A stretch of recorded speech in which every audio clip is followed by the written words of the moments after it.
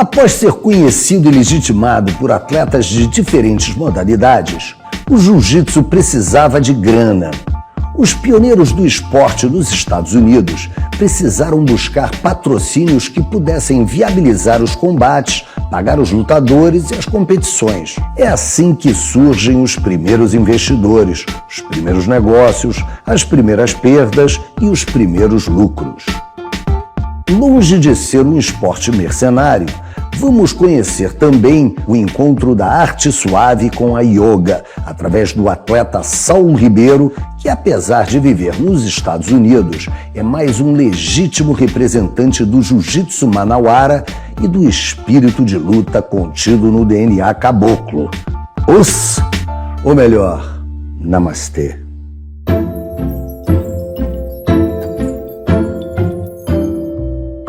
Quando eu criei o UFC, desde o começo, a minha ideia era comparar estilos de luta. Karatê com Kung Fu, com Taekwondo, com boxe, com Jiu-Jitsu, que foi. Eu queria que o povo que estivesse assistindo o evento pudesse ver o melhor do Karatê contra o melhor do Judô, quem que ganhava essa briga, o melhor do boxe contra a luta livre. Então a ideia do UFC era buscar a maior realidade possível dentro de uma briga de verdade.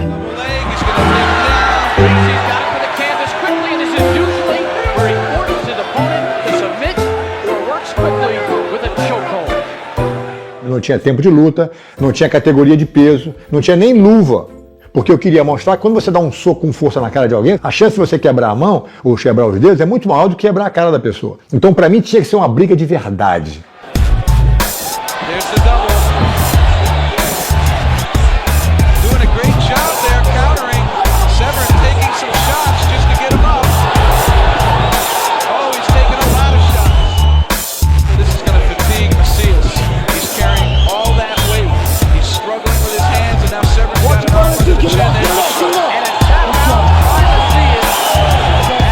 O evento número 1, 2 e 3 duraram exatamente 2 horas, que era o tempo que a gente tinha para fazer a transmissão via pay-per-view, via satélite. A gente tinha 2 horas reservado. No evento número 4, quando o Royce lutou com o tal do Dan Severn, The Beast, aquele enorme, aquele gigante, que era 80 pounds mais pesado que ele, quase 40 quilos mais pesado, o evento durou 2 horas e 3 minutos. Ou seja, quando eram 2 horas exatamente, a transmissão via satélite para o mundo inteiro foi interrompida. 12:30 in. And the war of attrition continues. Royce Gracie, the two-time champion of the UFC, showing tremendous mettle.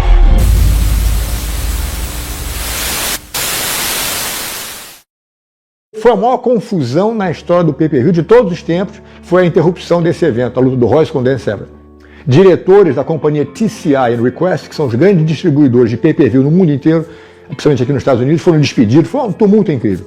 Apesar da gente ter perdido dinheiro em ter que tocar o show novamente de graça para todo mundo, o que a gente ganhou em publicidade, o dinheiro não compra. Foi um troço tão inusitado, foi um troço tão alucinante, que teve gente que me ligou para me dar parabéns, falou: Rory, você é um gênio de marketing, você deve ter feito isso de propósito.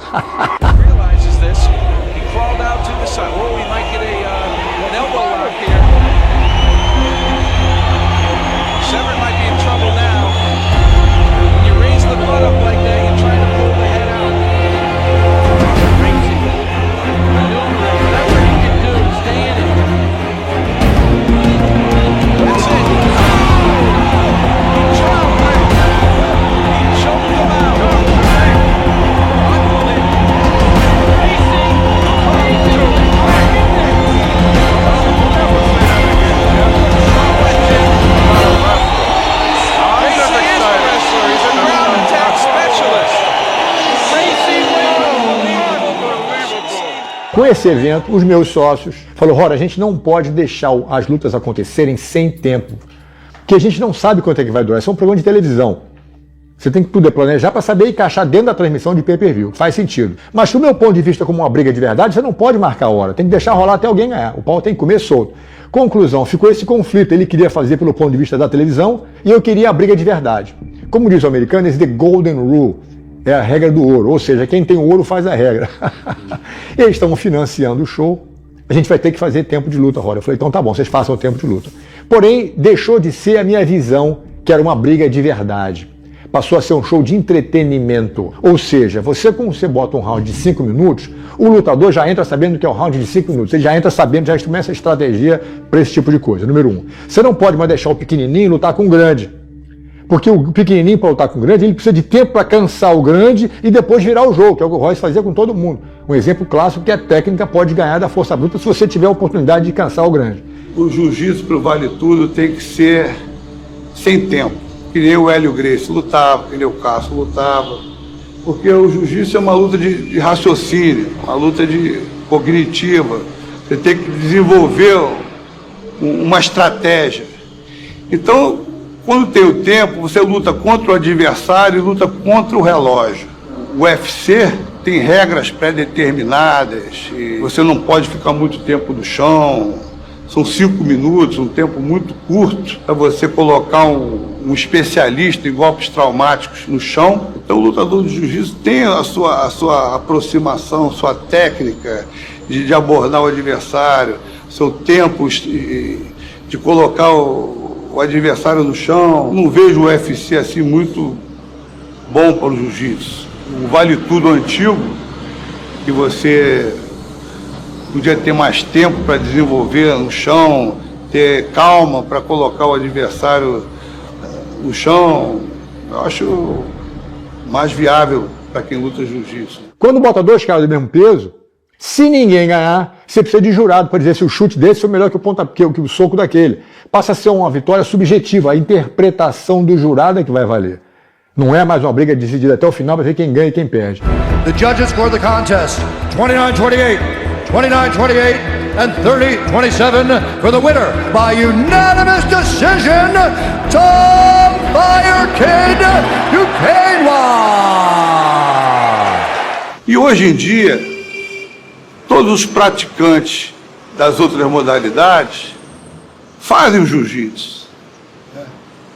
Eles se tornaram adeptos do jiu-jitsu. Então eles sabem a modalidade que eles treinavam anteriormente e mais do jiu-jitsu, que hoje não é segredo para ninguém e está espalhado pelo mundo inteiro. Se uma pessoa pegar o outro no estrangulamento perfeito, você bota o adversário para dormir em 6 segundos. Se fizer direito, em 6 segundos ele está dormindo. Se o gongo bate aos 3 segundos, você tem que soltar o pescoço do cara. O cara que ia perder com certeza em mais 3 segundos, vai para o canto dele, toma uma aguinha, descansa, volta preocupado em não ser estrangulado e às vezes até ganha a luta. Ou seja, deixou de ser uma briga de verdade para ser um show de entretenimento.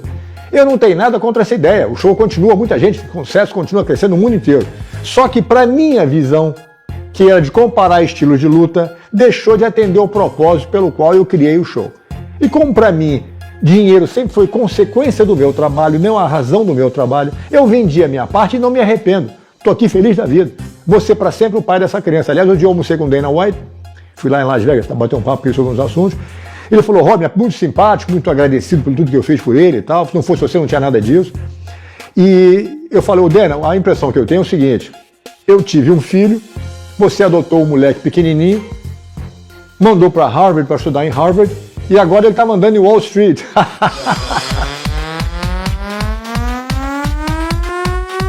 Hoje o UFC movimenta milhares de dólares, está avaliado em cerca de 6 bilhões de dólares e possui regras rígidas que vão desde o peso das luvas até a interdição de certos golpes e movimentos. Controversas ou não, essas normas ajudam a popularizar o esporte e resguardar a integridade física de seus competidores.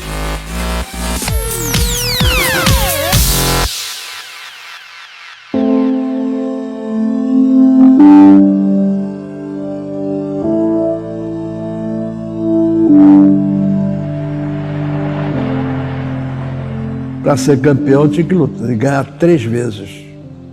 Eu acho que isso foi uma coisa altamente violenta ao lutador. Pegar o Royce, franzino, ser campeão, ter que vencer 3 vezes aqueles mastodontes americanos, mesmo que não tinha a mesma técnica, um erro. Um erro grave. Mas eu acho que esses erros levam, naturalmente, a uma aprendizagem. Tanto é que o Dan White, o que ele fez? Não, vamos fazer o que os brasileiros faziam na minha época. 3 rounds de 5 minutos de calção. Você lutava 5 minutos, ia pro que ocorre, aí era abanado, bebia água, às vezes todo lascado. Eu entortei meus dentes, perdi dente, levei muita pancada. E quando você chegava no último round, você já estava no piloto automático, né? Você já estava, ambos, né? Aí olhavam um para o outro assim, porra, quando é que isso vai acabar? Doido para bater aquela, que era a mesma usada no boxe, né? E negócio de sangue, essas coisas, o cara botava um curativinho, você com dente mole e continuava lutando. Só quando o médico dizia mesmo que tu estava morrendo, é que você não lutava mais, entendeu? Era um tipo gladiador mesmo, uma coisa de maluco. Por que nós fizemos Vale Tudo aqui no aeroporto do ringue, dentro dessas condições que o Dan White repetiu lá? E está dando certo.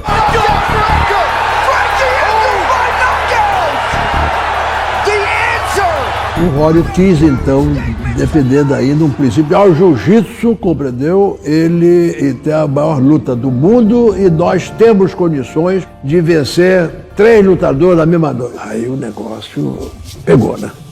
O Royce começou a pegar lutadores lá, compreendeu? E se ferrou. Não é por aí. Tudo na vida tem um limite. Em maio de 2000, Kazushi Sakuraba e Royce Gracie se enfrentaram na luta mais longa da história do MMA.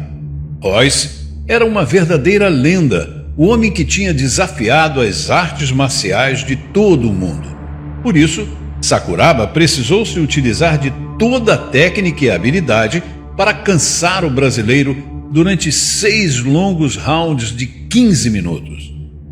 Royce cansou-se tanto que sua equipe técnica resolveu jogar a toalha, consagrando Sakuraba como vencedor das quartas de final do Grand Prix Pride.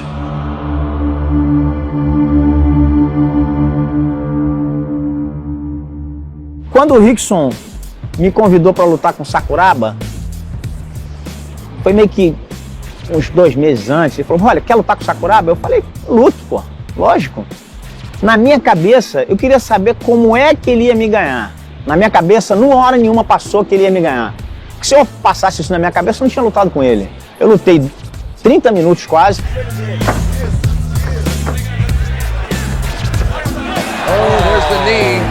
Era um round de 15 minutos por 2 descansos.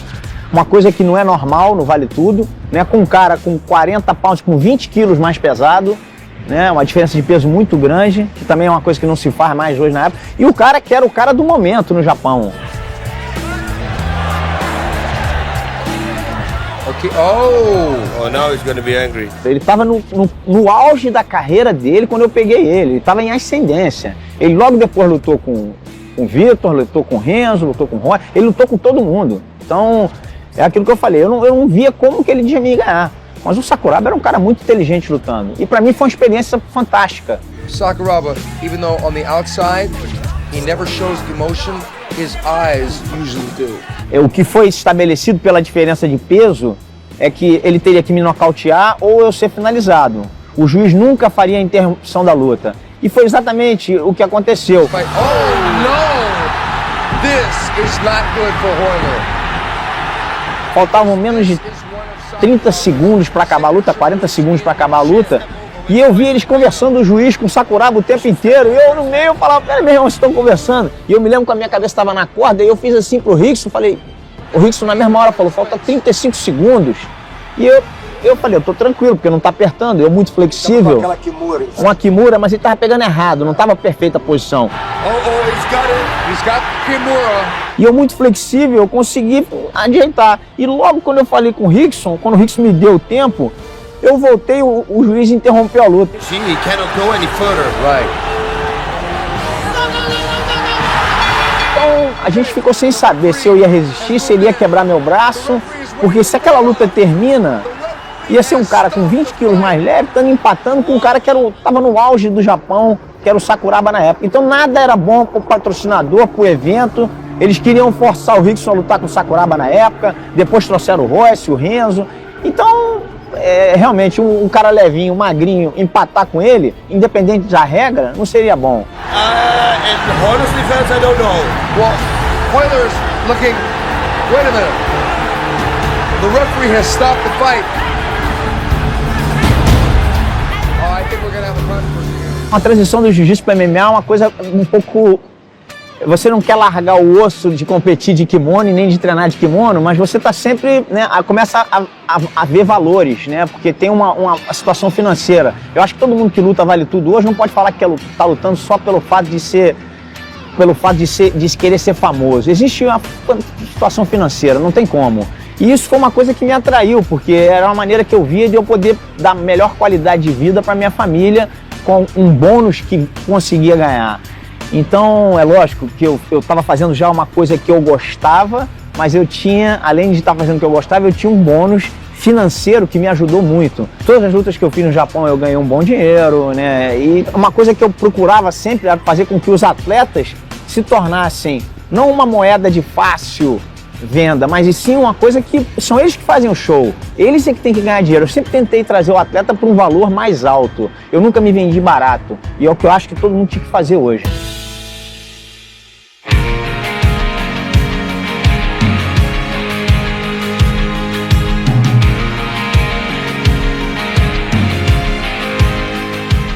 Estados Unidos, o que te fez vir para cá? Xande já tinha começado aí a botar a sementinha no meio dos Estados Unidos, que eu falei assim, cara, se a gente for logo, a gente tá no auge da carreira, a gente ainda tá ainda sem essa visão profissional de nada, a gente só quer competir, quebrar todo mundo. Graduado faixa preta em 2001, com honras e méritos, Xande foi o primeiro a embarcar na aventura internacional e foi o fundador da primeira escola Ribeiro em Toledo, Ohio. E aquela primeira impressão minha foi tirada muito rápido de que o americano é um povo frio. Não, o americano é um povo sistemático. E eu acho que o jiu-jitsu, uma das coisas que abençoou o americano foi o poder do toque. O americano, ele é longo nas reações, ele é exagerado, ele é duro. Por quê? Porque ele não tem fluência de movimento. Eu acho que essa gangorra, eu acho que todos esses conceitos de alavanca foi uma das maiores revoluções que o professor conseguiu dar a uma técnica do movimento. Porque é exatamente onde para o bruto, o forte e o não consigo. Porque é equilíbrio e flow. E eu descobri isso muito cedo no americano. Então, a partir dali, eu e o Xande, embora tivesse toda esse apelo de competição, a gente muito cedo, tá aí, esse é o pulo do gato com eles, cara. Isso aí, quem a gente tocar já vai estar convertido. A gente vai falar muito pouco e a gente vai fazer eles se sentirem cada vez mais. Então a gente procurou quase que uma dança coreografada no silêncio, até eles se sentirem confortáveis. Muito aprendizado. Estados Unidos foi assim, muito aprendizado.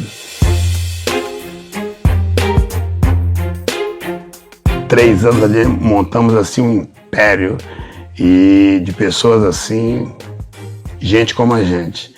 Muitos foram para o Brasil pela primeira vez entrar no avião. Então você vê como a cultura linda é. E foi um estudo sociológico para mim, que gosta de estudar o comportamento humano e as reações e todas aquelas coisas que a gente começa a se descobrir. Por que o cara fica nervoso? Por que aquele cara é ruim de campeonato? Por que aquele cara, quando chega na final, perde? Tudo isso aí são travas. E essas travas, às vezes, são traumas que você acumula durante a sua vida adulta ou infância. E, de uma forma ou de outra, o jiu-jitsu tem um poder maravilhoso de primeiro deixar você se aproximar da pessoa e depois operar essa cirurgia interna que vai te dar o quê? Leveza.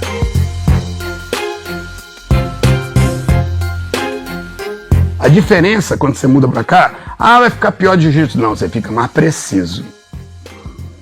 Você começa a estudar melhor pontos de vantagem. Pontos que a tua alavanca vai te fazer descansar e deixa o touro brabo vir. E tu pega ele na cruzada. Então o meu jiu-jitsu evoluiu assim muito. Eu acho que eu fui escolhido por San Diego. Eu só sabia assim, tá na hora de sair. Aí teve aquela luta que eu fui fazer com o Jake Shields. Eu falou a luta com o Jake Shields, aí chegou um cara comigo assim e falou assim: ó, meu patrão queria que tu fosse ver uma academia ali em San Diego. Se tu gostar, ele falou que tu pode dar aula. Eu, Xande, vai lá ver o que diabo é esse cara que tá falando aqui. Cara esquisito. Olá aí, rapaz. Aí o Xande chegou aqui.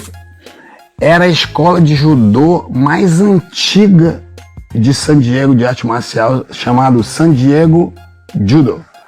Ele tinha lá judô, ele tinha boxe, ele tinha tudo, mas na época não existia MMA. Então era tipo um dojo que era uma fusão de artes marciais. Então eu falei, cara, Xande chegou, Saulo, tu não vai acreditar. Eu falei, já acreditei, é o nosso lugar, né? Ele falou, é. E o sócio também é faixa branca, todo duro, vai ter que ser abençoado com a arte, né? É. Tá bom.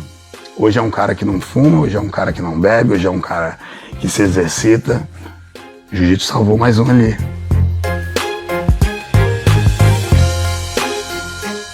A gente se prepara muito, com muitas defesas, mas na hora da gente relaxar, a gente está sem válvula de escape. Então a gente acaba que a gente se liga no piloto automático e não tem uma forma de desligar e se reconectar com você mesmo, olhar para dentro de você. E esse tipo de yoga, que é uma coisa sistemática de 26 posições e 2 respirações, isso aí é brilhante, porque a gente sabe, é como se programar para uma luta, a gente sabe o que vai acontecer, uma posição depois da outra.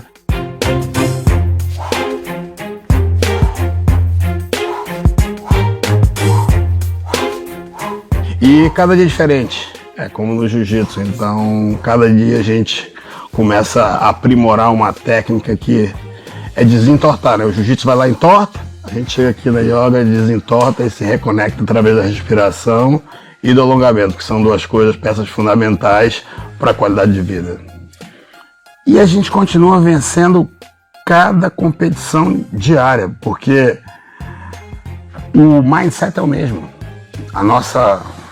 nosso foco, o nosso trabalho, a nossa atividade diária, como a gente lida com a saúde, como a gente estimula as pessoas, como a gente consegue quebrar umas barreiras, como a gente consegue fazer voos mais altos, como a gente consegue uma melhor visibilidade do jiu-jitsu, porque a gente dá o primo pobre do esporte. Se você vê aí, a gente não tem um milionário assim como MVP do esporte, um cara que tem casas, um cara que tem isso, ganham através do patrocínio, do profissionalismo. Quem é que patrocina o jiu-jitsu?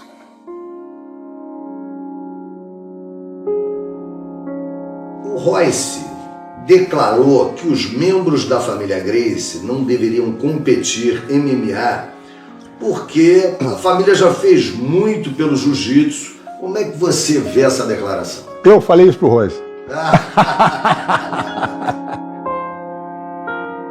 Os Gracies podem não competir mais em Vale Tudo hoje em dia, que eu também acho que não devem competir mais, não precisa provar mais nada. A família Gracie já teve a parte dela e continua ensinando, compartilhando. Hoje em dia, quem faz jiu-jitsu com o Joãozinho, que falou do Pedro, que falou do Manuel, que falou do Miguel, se você seguir a trilha dele, vai cair na mão do Gracie, não tem jeito, porque começou com o Hélio Gracie.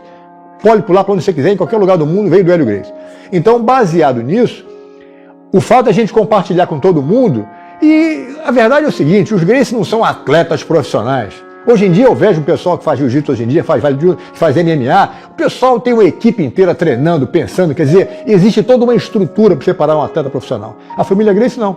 A gente nasceu naquele papinho de treinar aqui, treinar ali, mas como profissionais de luta, não precisa competir com mais ninguém. Eu acho que eu sou contra a ideia de ter que brigar. É claro que se alguém que continua na família Gracie quiser brigar, deve brigar, mas não querer explorar o nome que tem. Tem que brigar e, para ser bem sucedido hoje em dia, tem que levar um estilo de vida como os lutadores profissionais levam. E a minha comparação em finalmente resolver fazer os vídeos foi o seguinte: se eu estiver no meio do deserto, com um balde d'água, e o Sheik vier andando para perto de mim, morrendo de sede, se eu der água para salvar a vida dele, e ele beber a água, e depois me matar para roubar minha água, o mau caráter é ele. Se eu, por egoísmo, não der água para o cara, com medo que ele possa vir roubar e ele morrer de sede, o mau caráter sou eu. Então eu deixo a escolha na mão dele. Continuo ensinando jiu-jitsu para todo mundo, com o maior prazer. Nós continuamos promovendo isso e compartilhando isso com o mundo inteiro, com muito orgulho, mas a gente não tem que estar na obrigação de ficar brigando mais. Eu concordo com você.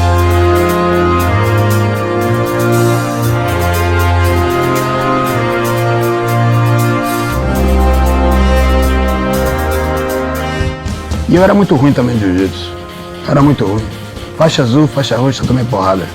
Não arrumava nada. E a razão disso eu vim descobrir depois. Eu culpava o mundo todo, menos as minhas deficiências. Eu achava que eu era melhor do que eu realmente era. Por eu ser aquele cara casca grossa do judô que anula o jiu-jitsu. Mas o jiu-jitsu, ele nunca vai ser perigoso se ele for anulado. Você tem que soltar ele. A gente fala, solta o jogo, mas na verdade, se solta, se inspire, se conheça e veja o seu potencial.